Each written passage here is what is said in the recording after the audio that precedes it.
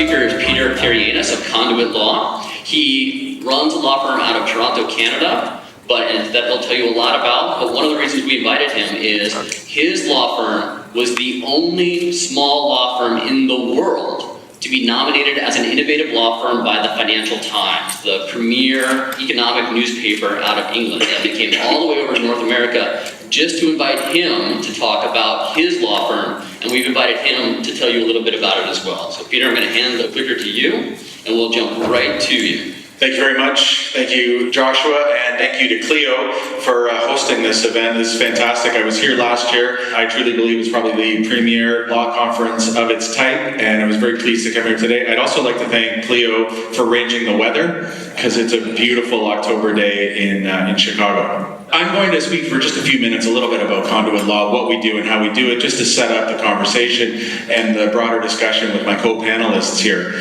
What is Conduit Law? There's a few different names that we've been given, a few different names in the industry. People talk in terms of new law and alternative service models.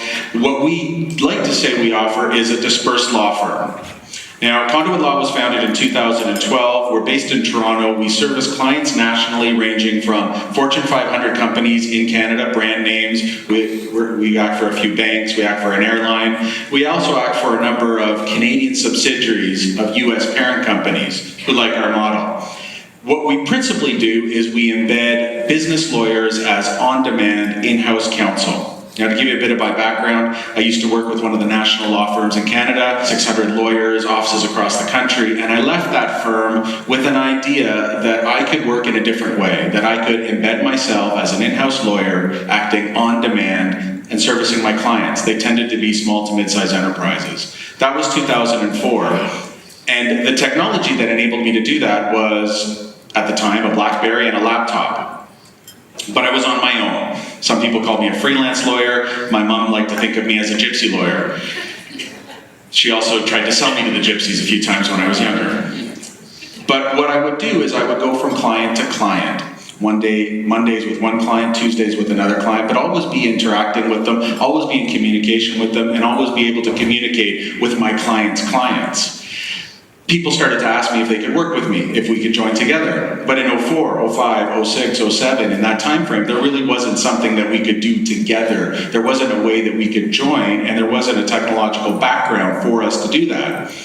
Along came 2012, and we had the idea to start Conduit Law, of putting lawyers in the field, working remotely, embedded with our clients on demand. This needed a different solution, and that's when I was introduced to Joshua and Clio. And quite frankly, if you had said back then that I'd be up here a few years later, I would have found that hard to believe. What is the Clio advantage for us? Well, if you think back to our principal business model, it's lawyers working on demand with their clients on site. I like to say that any one of my lawyers in a given week could work one day from our office, one day from their home office, and one day from the client's office, and in a week they could do all three of those things. With Clio, and this is really why it became a powerful tool for us, we had online available IT support whenever we needed it. We had the benefits of cloud computing. We had the flexibility of a SaaS-based platform. All of this allowed me, as a startup law firm, Conduit Law is a startup law firm, allowed me to start scaling. We added lawyers, we added more people to Clio. I didn't have to make massive investments in IT and IT support in order to support that. Clio was with us all the way along. And then we reached a critical juncture in our relationship. We were retained by one of the banks in Canada, and for the Americans here, the Canadian banking system is a little bit different from the US banking system. There are 5 principal banks. That's it. 5 banks. They are wonderful clients. They have broad-based, sophisticated work across the country, but it's often difficult to be a service provider for those banks. Ultimately, we were retained. We went through the process. They had a checklist. The checklist got to IT security, and they said, how's your security? And I said, it's wonderful.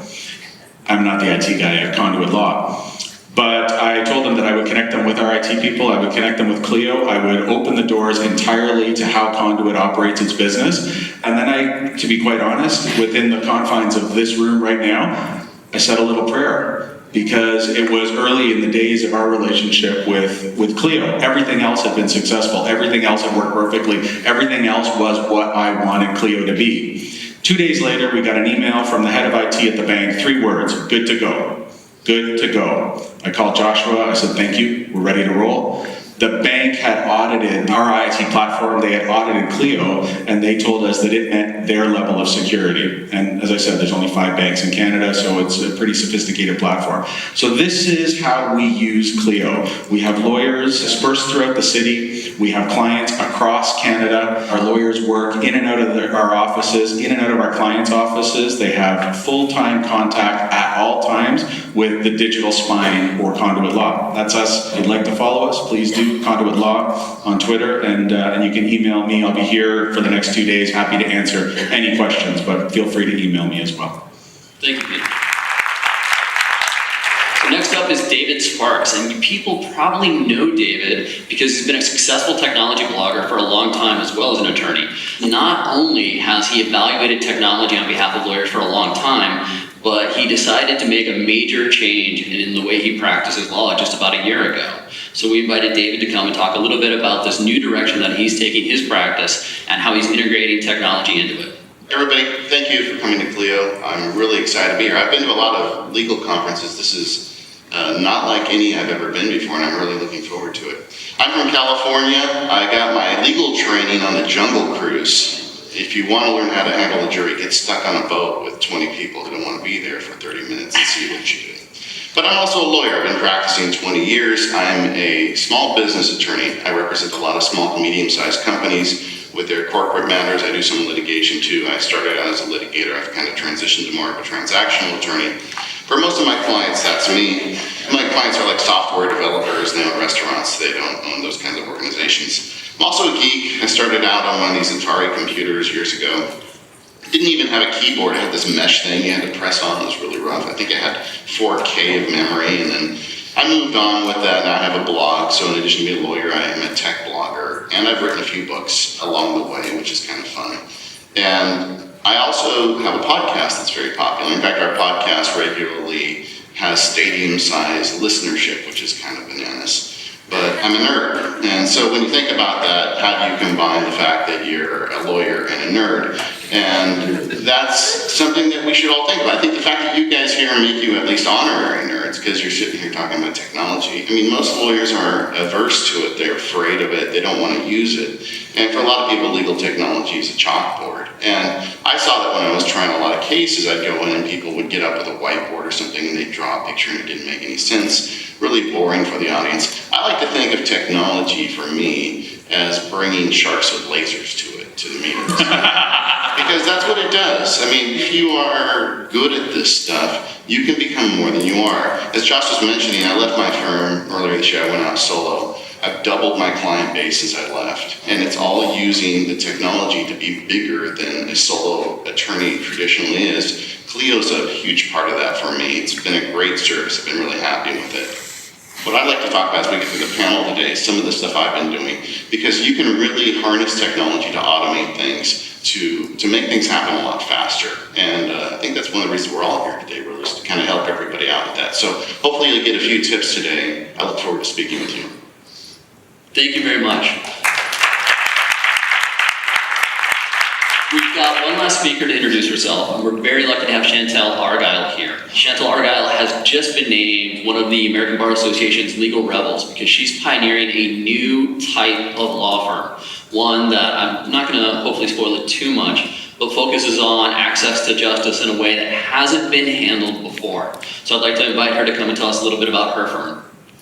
Thank you, Josh. Hello. Can I just get a represent for all the lawyer nerds? Yeah, we are the people that get stuff done. I'm here today, obviously, I'm spreading a mission, and my mission is access to justice. And so I'm super thrilled Clio was willing to have me, even though I'm not technically a Clio customer yet.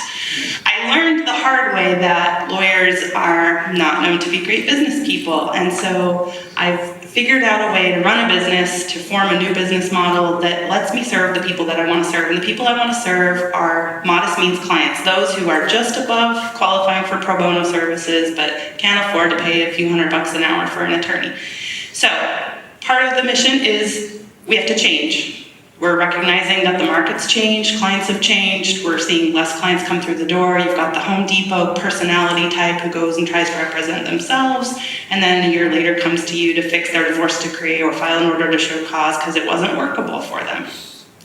The thing about lawyers is, how many lawyers does it take to change a light bulb? Change? We can't have that. So this needs to not be something that evolves, it needs to be a revolution. And the revolution of low bono, the low bono revolution is my mission. And technology is one of the principal ways that we can figure out how to serve clients at a lower fee. This is a graphic that I love. If we let lawyers set the agenda for the future of legal services, this will be the call. Incremental change now. Yeah. I like to joke that the election would have gone differently if that were on the Obama bumper stickers. Yeah. Not as effective. We have a lot of solutions out there. Technology is one of them. Technology plus lawyer equals win. And we have to not be afraid of changing our model, doing things differently, and being willing to adapt as we go, because otherwise we're going to be left out in the cold. As paralegals get licensed, which I'm on board with, I'll hire a couple of them as soon as they get licensed. Technology's coming in and replacing us. Clients don't think they need a lawyer anymore. We've lost some PR stat. Not that we had a lot to begin with, but we're working on it. But we have to be part of the solution, otherwise we're going to be left out in the cold. So at the end of the day, access to justice means access to lawyers. It just does. We have to be part of it. And my model is a nonprofit law firm. We serve on a sliding scale. It's a novel idea in some ways, and in other fields, it's something that's been done for a long time. We basically have figured out how to serve a particular demographic. 51% of the state of Utah fits into our sliding scale. That's 1.5 million people. And we go from $60 an hour to $145 an hour, and we're profitable toward the bottom of that scale. So what we learned is if you build it, they won't just come, they'll overwhelm you with demand. This is a huge market segment, and you can be a market-based solution. By tweaking your practice, implementing technology, letting go of convention. How many of you set your fee based on how many years out of law school? Yeah, that doesn't really work anymore, right? That's the old way. I mean, clients are not really interested in how long you've been out. It's how good of a listener are you? How responsive are you? How on top of it are you? Do you return their phone calls? Are you likable? Does your law firm, have a physical place they can go into if they're having a crisis? These are things that people at the demographic that I serve are more interested in than how big is my diploma and how shiny is my frame. So the thing that's novel about us is we're a charity that does not rely on charity. We're a sustainable business model. Rather than the hand is out because you need services and we go to a funder to get grant money to serve those clients. Instead, the client pays for their services, and we are almost 100% client-based, which means we don't go out seeking grant money. And what that means for you is you don't need to go out and start a nonprofit. It means that you can make money doing low bono work, and there are ways to do it, and I'm happy to teach any of you who are interested in talking about that. So they pay for their services, they've got skin in the game, they get successful outcomes on their cases, we stay in business all at the same time. Luxuries, thing of the past. It's time to move forward. You can do your law firm right with your MacBook. It's possible. You don't have to have the convention. Let go of it. Don't be scared. Instead, I got this desk for $20 at the Goodwill. This is my co-founder, Dan. The most expensive thing in this room is us. And that's how it should be. Invest in your people. Invest in your clients. Don't invest in luxury and things that big firms will tell you are important to get the big whales coming through the door. I would rather have 500 modest means clients than 2 whales coming through my door. And how much did it cost me to get those whales?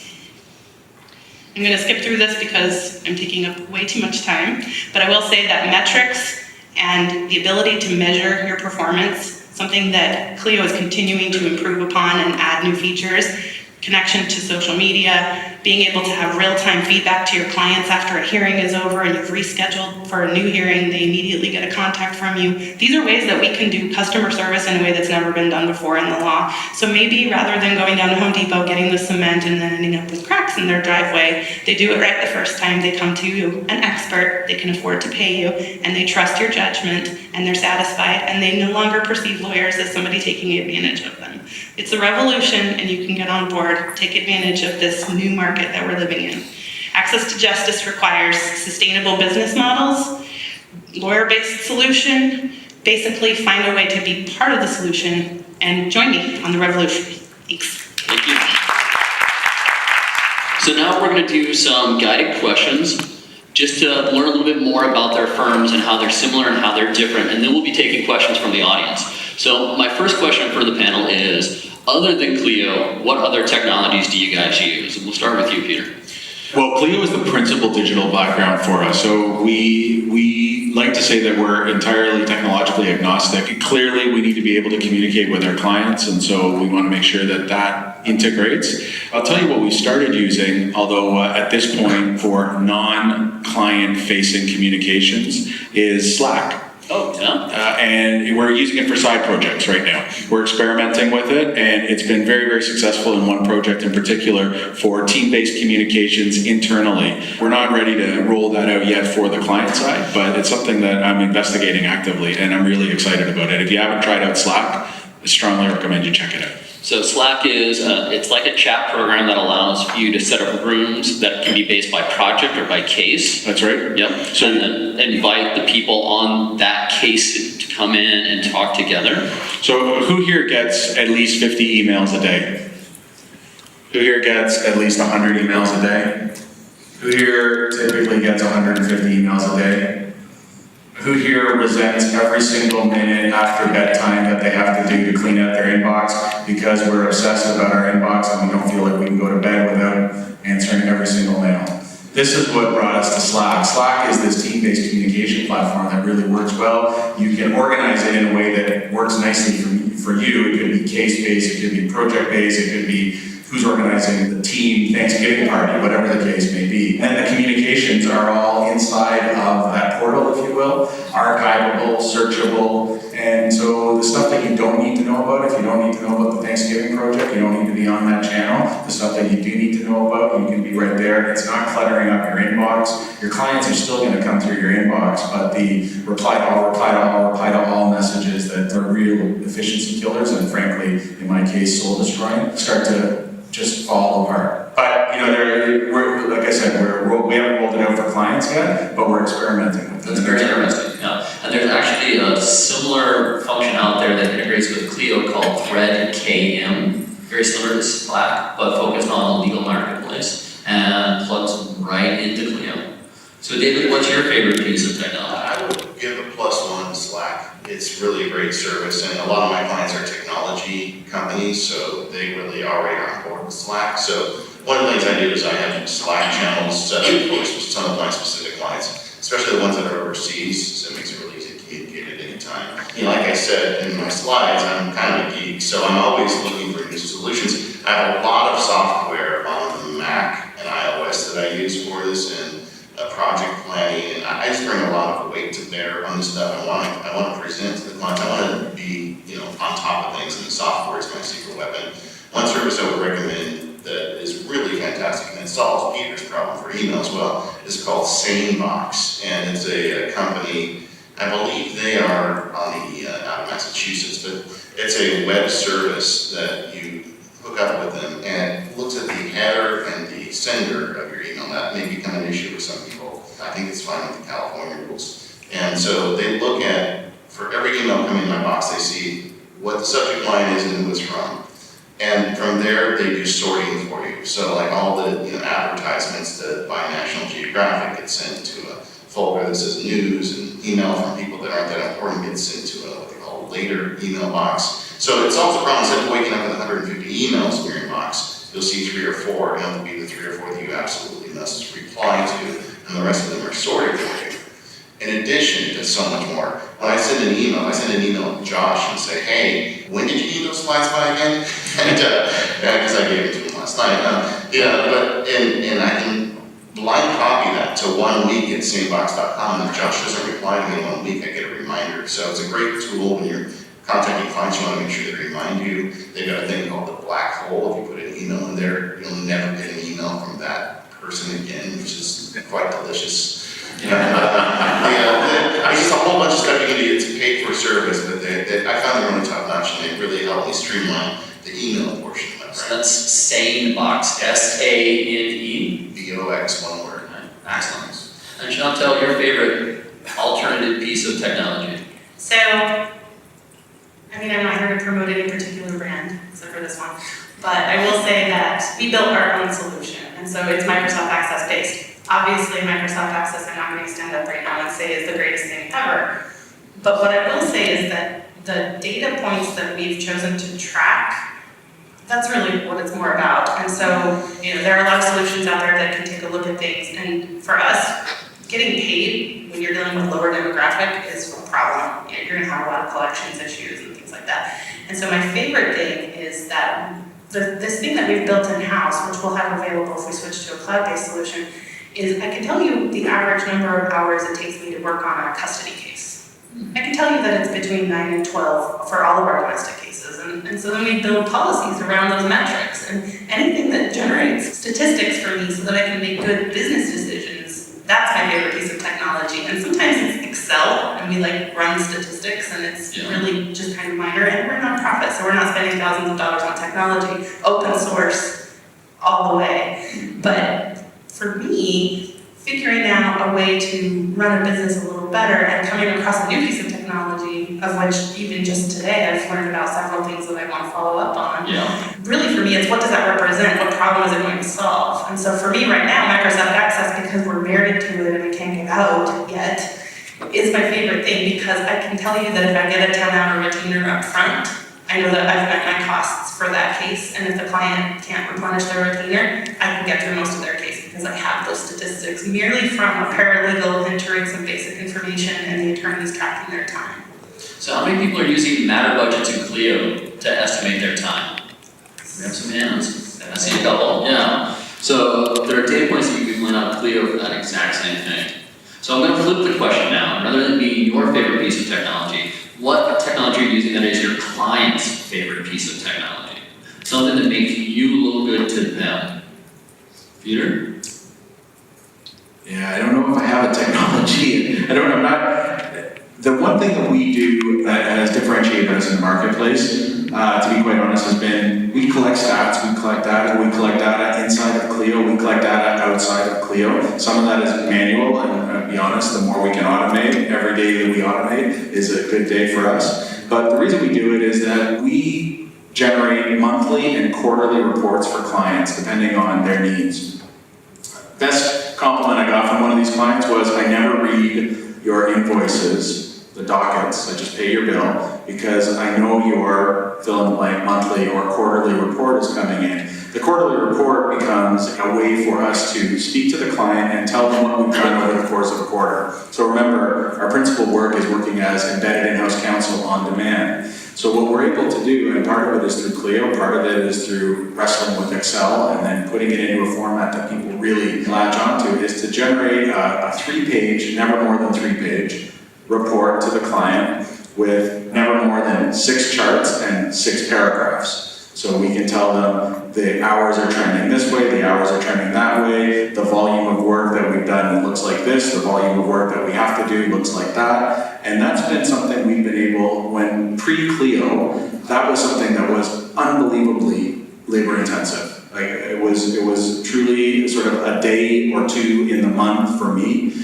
where I needed to lock myself into a quiet room and come out pulling my hair out hours later. But I did it because clients loved it. They loved the interaction, they loved the data, they loved the reports. They loved the fact that I would send it to them not just as a report, but I would put the graphs in a blank PowerPoint. So if they had to report to their own people, they'd be able to just cut and paste immediately and say, this is what Conduit did last month. So that's been pretty effective for us, and Clio's made it a lot easier. We're still trying to automate it more and more, but it's hard. So let's move back to Clio Labs. I know we've worked on this, but we'll keep working on it. No, absolutely. David, how about you? Client-facing tech that you use? A lot of great technology for clients is collaboration-based and reporting-based. For instance, on the Mac, I use an application called OmniPlan, but you could use any project planning software for this. When I have a big engagement, whether it's a closing of a large merger and acquisition or whatever I'm doing, I will plan it out with Gantt charts in the project planning software. And I'll send it to the client and we'll update it as we go through the process. And they love having that. They can stick it on the wall. They know exactly what's going on. It also gives me no excuses to not meet those deadlines. So it's kind of like making a contract in that essence. But I also use things like mind mapping software. I just had a meeting with a client recently where we're setting up a fancy distribution agreement. There's a lot of stuff going on. We sat in a conference room, I had my iPad, and we had it on a big screen, and we just started talking about ideas that are important to him. And over the course of a couple hours, we built a very extensive mind map, which I'll now turn into a contract. And when I finished, the client looked at me and says, you know, that's the best experience I've ever had with a lawyer in my life. And this is a client that has hired a lot of lawyers, so that you can really bring this stuff to bear for you. And I would think the third one I want to mention, I put a blog post up about 10 minutes before I got on stage today on this because it's just too complicated to explain. But I have a very nice workflow with Clio and some applications on the Mac, one called Hazel and one called Text Expander that allows me to get my billings out. I have 60 to 100 bills a month, and I get them out in about 3 hours because I've automated the process using Clio and a few other things. When I saw that slide this morning about 87 days for bills, I was shocked. Yeah. So was I. I mean, mine are out every month at the end of the month, and it's not a problem. So I want to repeat those numbers. You say 60 to 100 bills every month. You get them out in 3 hours. Yeah, because the whole process is automated. The way, I'll just give you the short version. When you hit download PDF in Clio on my Mac, it downloads the PDF. The Macintosh looks at the bill, recognizes the client in the text of the bill, names the file, moves the file to the network and saves the invoice onto the network, opens an email, and then I have automatically generated the text for the email sending to the client, and I've got a few things there I can type a few extra notes if I want. But in general, the process of sending out an invoice automatically happens as soon as I press that download button in Clio. So it's at my website, maxparkey.com. It's the current post that just went out if you're using a Mac. And Shantelle, do you have technology that faces the clients? So yes and no. So one thing that we have, and I'm sure every state has, is a self-help center in a courthouse that produces, divorce documents for pro se litigants. And they're just a very good attempt. Let's just say it that way. So you have clients who go to the courthouse, they spend a couple hours with a non-lawyer, or a lawyer even, but the lawyers there are not allowed to give legal advice. And they do this thing called OCAP, it's Online Court Assistance Program, and they generate all the pleadings for their entire divorce case. And it prints out all the pleadings for their entire divorce case. It's like 300 pages of statutes and the whole thing. It's a nightmare. So they bring that to me. I enter some basic information into our system. And our current database, we've created a mail merge function so that I can sit down with the client and they've got this stack of paper and they watch before their very eyes as their petition for divorce goes from like 60 pages, which how many of you have a 10-page maximum for pleadings, right? 62 pages is what the state itself spits out. So the client sits down, I enter their information, and I push a button, and bam, a 3-page divorce decree, populated, looks professional, and it's basically taken 8 minutes of my time to do this pleading. Now, of course, we go over facts, and we customize it, and we do proper drafting. But what the client sees is their problem, which started out this big, plus me, plus a little bit of tech, is now this big. So, could I ask you, how long did it take you to set up that solution? Surprisingly, not that long, because ultimately what you need is someone in your office who just understands basic technology when it comes to inserting fields and linking to a data source. Okay. A lot of these solutions like hot docs, Clio, Salesforce, they have this functionality built in. But when you're a small firm and you're not ready to make that leap yet, you need some kind of a product. And what I found is most attorneys do what I did as a clerk, which was the lawyer gives you one that was kind of the same that they did, and then you just type over and use it as a template. It's completely inefficient, ineffective when you have solutions right here that can basically spit out those documents. And the clients watch you not bill 3 hours to draft something when it can take 1 hour because you've implemented a little bit of technology. So I'm going to talk about mine. So I hope everybody's ready for that, the embarrassing topic of the day. But all right, show of hands, how many of you guys bill on an hourly basis? Kind of. So Peter, you're a flat fee? Yeah, so 90% of our revenue last year was AFAs, so broad umbrella term alternative fee arrangements to describe flat fee, fixed fee, contingent fee, a number of different fee approaches. I basically go to clients and say, as far as I'm concerned, the billable hour is a conflict of interest. It is a complete misalignment of what we do and what they need. It's not the way I want conduit law to be. It's not the way I want our conduit law lawyers to operate. And so we're not going to bill on that basis. Now, 90% of the time I win that argument. 10% of the time there are still certain unique circumstances, client requests, where we still have to go into a conventional billable world. It doesn't mean we don't docket. We're very clear with people. They sometimes young lawyers. I need to translate here real quick. So in Canada, when they say the word docket, they mean tracking time. In the US, when we say docket, we mean the court calendar. So Right, so it's not court calendar. So I'm talking about the narrative. Attended conference call with client 1.2, something like that. We call that docketing. So we still create narratives. We still describe what we do. In many cases, we'll still track the time. The time is not an irrelevant metric, the time is a relevant metric, but it's for us to understand so that we can determine what the resourcing is, how efficient we're being or how inefficient we're being, whether this is the right kind of work for us to do or the wrong kind of work, or whether we should look at it a different way. The client, on the other hand, what I talk about is value-based billing. We agree upfront in a scope of work what the fee is going to be for a given piece of work. And one of the great things that Clio has done to make our life a lot easier is for tasks that are repetitive in a client, we can set up pricing codes in advance. So the billing process then becomes much faster and consistent. So there's no room for human error, there's no room for an input. If we say, simple example, negotiate a confidentiality agreement, $250. Every time we touch that, it's going to be $250 or whatever the number might be. No chance for errors. That has really made our life a lot simpler. We still document what we're doing, and a lot of that data then is used as raw information to populate those monthly and quarterly reports we do.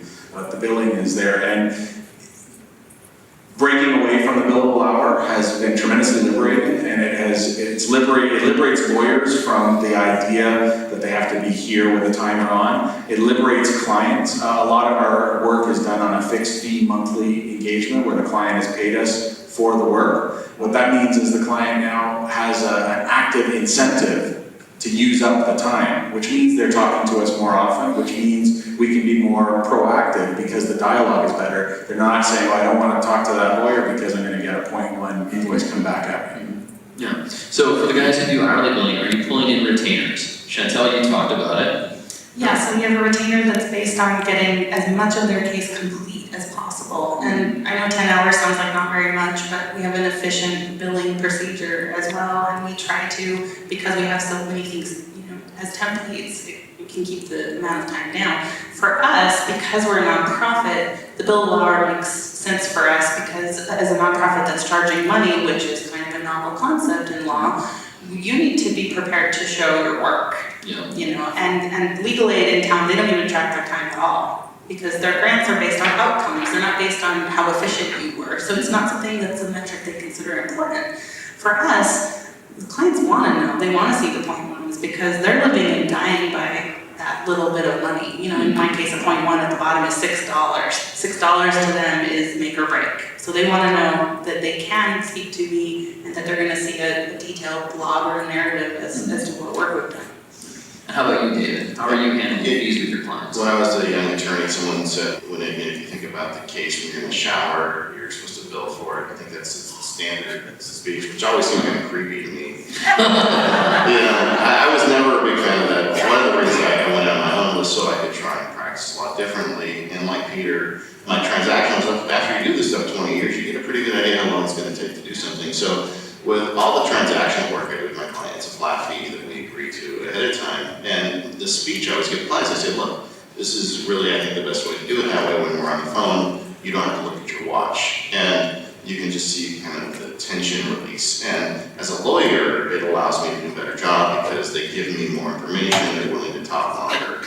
I feel like that's the way to go. In my practice, however, I have things that some litigation matters, and I don't know if the other guy on the other side is going to be a bozo who's going to take much of my time or not. And for that stuff, I charge hourly, and you just kind of do what you have to do there. I mean, you can't get out of it yet, but I hope we can. You talked about practicing law in the shower, but I do know you practice law in your backyard. I do. Yeah. And so, what are you taking out in the backyard with you in order to practice Well, law? I knew Precious. I got one of those new fancy MacBooks, the really skinny ones. Yeah. And I have a little pond in my backyard. I have a couch, and I sit out there and write contracts sometimes. And It's got to be amazing to practice law in California. That's all I have to say. I got a better one than that. Okay. My wife is a Disney nut, so we have passes to Disneyland. So occasionally I take my laptop to Disneyland. Mhm. And there's a nice restaurant that overlooks the rivers of America, and I can sit there and do some work for a couple hours. The only problem is if I do a phone call to the client and I hear the steamship in the background, I'm going to be in trouble. Peter, you were back. I wanted to add on the subject of retainers. So for some of our clients, the institutional level clients, the billing arrangement is more conventional. You know that they're going to pay in due course. For some of our other clients, though, we do deal with retainers and retainers in trust. Our bar association really considers it best practice to have written engagement agreements or retainer agreements or letter agreements with your clients. Coming out of last year's conference, and I guess this is a bit of a plug, but we were here last year, and two things we took on was Lexicata and LawPay. We struggled in Ontario. There are rules against having any kind of bank charges on your trust accounts. That's pretty standard in the US. Yeah, and that meant we couldn't take credit cards for deposits in trust from some of our clients, which meant we had to wait for them to write us a check because the banks in Canada, they had no process to not charge anything against those credit card in trust deposits. LawPay has a solution for that.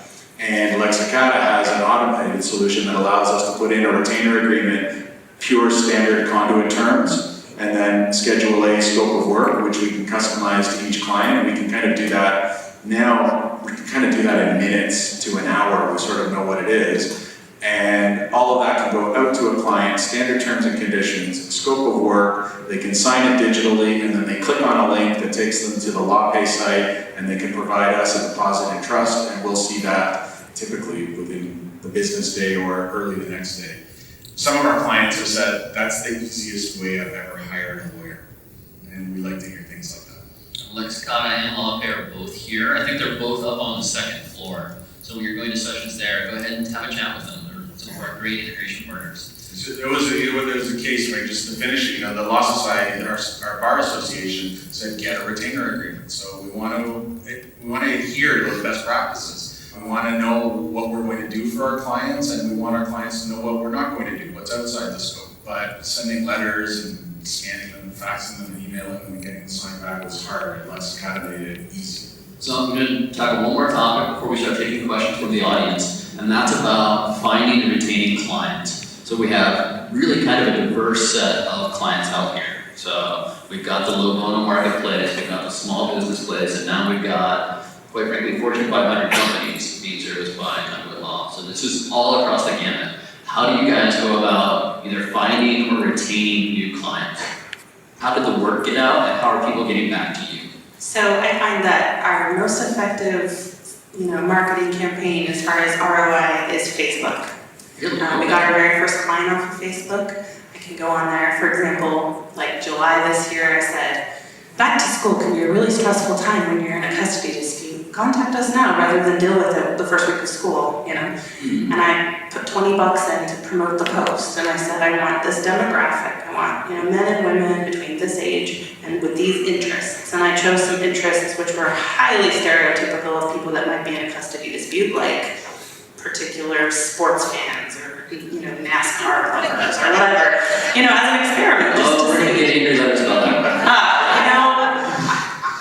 I grew up in a certain demographic, and I started to see some patterns emerging as to why maybe people might need a lawyer more often than others. And so, but it's an experiment, right? That's the beauty of marketing is you figure out what works and what doesn't. And what I learned quickly was I could pay $1,000 to, public radio for an ad spot, or I can, do a big referral campaign and ask the firms in town who are, opposing counsel and big law are some of our biggest referrals. That's interesting. I know, right? Nobody wants to deal with a pro se opposing party, so they will send them to me. Nobody wants to tell someone no and then not give them an alternative place to go, and until we came along, there really wasn't a place to go. But $20 on Facebook, bam, I get clients. So you have a Facebook page. This isn't your personal account, but a business page. Talk about your firm. $20, clients come in the door. Everybody who does family law knows that 3 days before Thanksgiving break, you're gonna get 85 freaking out clients on your phone calling you. We all kind of, it ebbs and flows. We have these same conflicts that happen every year, you know? And when you have a low point in your business and you're trying to push a little business, you kind of need to target and connect with the client on an emotional level. Everybody's on Facebook. They're trolling through their friends page, and one of the marketing tools that Facebook does is friends of people that have liked your page, right? So it'll pop up as a promoted post. And when your sister has been calling you every day about her crazy ex-husband, and it's just and you're scrolling through your Facebook page just like you do every day, and you see an ad that targets that lead. Crazy ex-husbands. Crazy ex-husband, and you see like, hey Shauna, check out these guys, and they're sharing it to their family members and friends. And it's because at the end of the day, on a human level, we seek services that have somehow connected with us emotionally. And when we think about the people that are having problems in their lives, Facebook is just something that's part of those lives. So take advantage of a tool that already exists. Excellent. How about you, David? Well, you know, I'm a sole practitioner. I don't have a team, so I don't have a lot of mouths to feed, and I'm always on the lookout for good clients, but a lot of mine are word of mouth. But I think that the marketing lesson I've learned is kind of maybe it's the anti-marketing lesson. When I started my firm, someone said, hey, when you build your website, making sure it attracts the people you like and repels the people you don't like as clients. And it's something I'd never thought about, but if you go to my website, it's sparksesq.com. I wrote the whole website in the first person, which is unusual for lawyers, because I mean, it's lawyer websites, they're usually horrible. We're results-oriented, blah, blah, blah. You know, I mean, if you go to any website, they all say the same damn thing. So I tried writing the first person, and I wrote in there, hey, if you want the ramble litigator, the guy who's going to run up a massive bill and, make sure the other guy's kids can't go to college, I'm probably not the attorney you want. And it's been really good for me. I've got a lot of good business off the website, and I haven't got, those nut job clients that nobody really wants. Nice. So be yourself. Just talk about what you think the clients want or what you want out of a client. Yeah. And that works for you? Yeah. All right, last, and then we'll take audience questions after this. We had a similar approach when putting together the Conduit Law website. First web designer that I hired, I took her on a virtual tour of maybe a dozen or so law firms, and we talked about each one at length.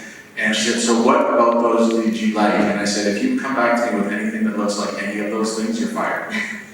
I want the instant, immediate digital experience for visitors to our website to immediately evoke that we're not like them. That's not to knock the other firms. I just wanted to make an immediate message that was separated. But I think that, so a lot of our clients we have corporate clients. Sometimes our sales cycle is a little bit longer in terms of their willingness to retain us. They don't typically call in a crisis. It's a longer, more orderly process. And that's counterbalanced by the fact that we have this embedded service. So once we get a client, it's going to be a long-term client. But if you really put my feet to the fire and said there's one marketing tool that you have to keep and everything else is being taken away from you, I'll say Twitter. I think you and I met through Twitter. That's how we met, that's true. Conduit Law has an account, and Peter Carayiannis, I have my own account. There's a little bit of overlap, but Peter Carayiannis of the account, and I permit myself to speak about things that I would not tweet about with Conduit Law. But that little voice with Conduit, which really just kind of started as a whisper in the wind, allowed us to create a point of view, allowed us to articulate that view and start to communicate it, and then allowed us to find other like-minded people. There aren't that many of us in every metropolitan area. There isn't a huge community of lawyers that are doing things differently, and quickly you find them. But it's really nice to be able to find the ones in Chicago and Vancouver and Seattle and Los Angeles and London and Sydney. And Twitter has done that for us. It's had an ROI. We have clients that have come to us directly from Twitter, and we have clients that have been referred to us by people we've met through Twitter. Twitter has been very powerful, and that has caught me entirely by surprise. 3 years ago, I would not have believed that, but it has been very powerful for us. That's excellent. So now we want to take questions from you guys. We've covered a variety of topics. We haven't covered everything. So if you have a question, please come to the mics.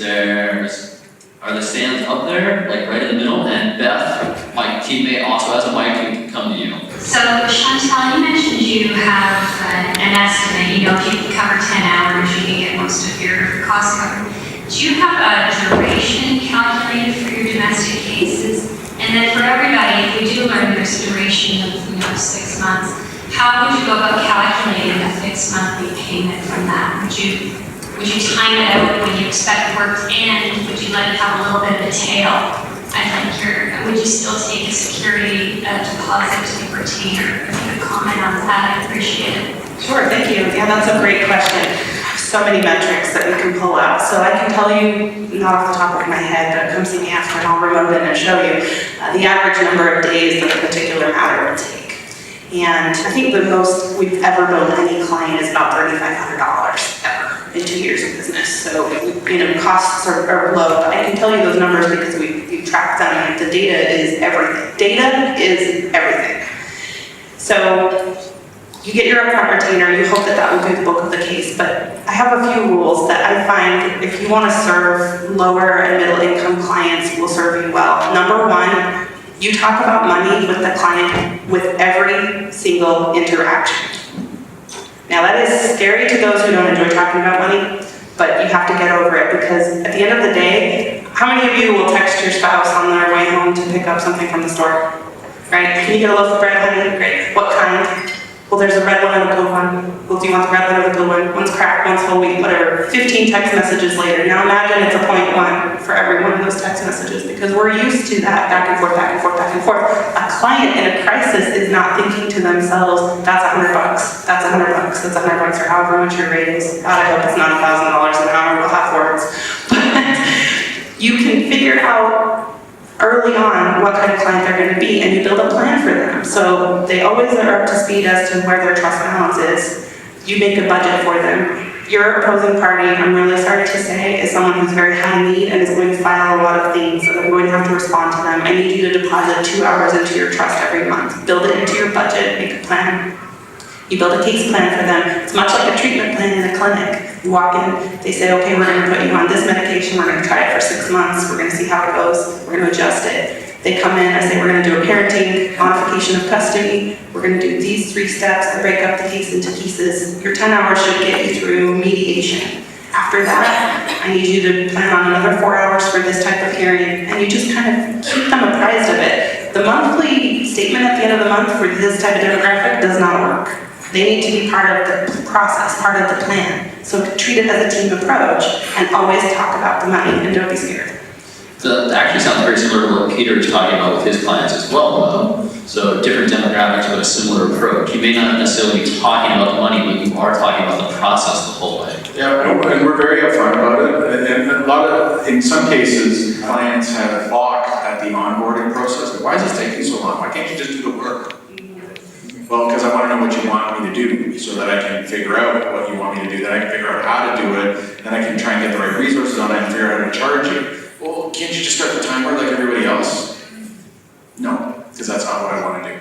This is how our process is. So now, and that's why every retainer agreement has a Schedule A scope of work. We understand what's inside the box, and consequently, you understand what's outside the box. So it's a product. You're selling a product, and they need to know what's in the box. How many of you guys consider yourselves technologically proficient?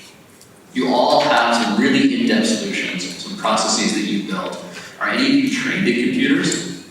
Nobody. I am actually. Oh, okay. I mean, I don't have formal education. I worked in development for about 10 years before law school. I was not a developer. I did QA, team management, technical writing, support, all the things in the bottom. You were exposed to a lot of tech. I used to go to these things. Yeah. Yeah, this is like a trip. Going back in time. Peter, what do you feel? I'm not the guy on that. I view technology as an enabler. I have a poli-sci background. I call my undergraduate degree Play-Doh to NATO. It had nothing to do with technology at all. And David, you describe yourself as a nerd, but are you a techie nerd? Oh yeah, I mean, I write books about this. I mean, you saw his picture. That's true. And could you build these types of tools from scratch? Well, and some of them I have built. Yeah. But if I don't have to, I don't want to. I'd rather be with my kids. Yeah. So to the extent you can, you latch onto something that already exists. That's perfect. All right. Well, I think we're going to call it there. I want to thank our panelists. They've traveled a long way to be here and answer your questions.